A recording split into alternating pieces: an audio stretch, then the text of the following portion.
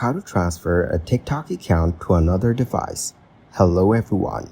In this video, I will show you how to transfer a TikTok account to another device. First, open the TikTok app on your current iPhone.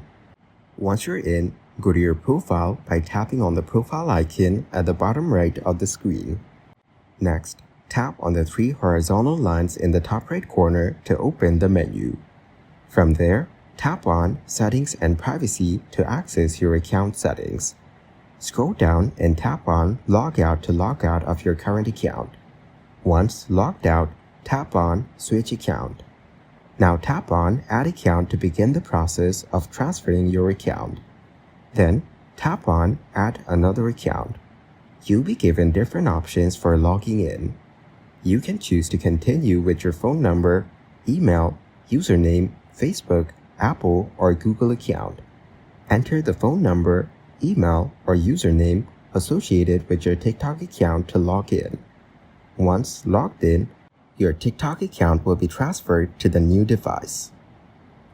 Thank you guys for watching this video. Hope you got some value. Make sure to like the video and subscribe to the channel to get notified of new videos. See you in the next one.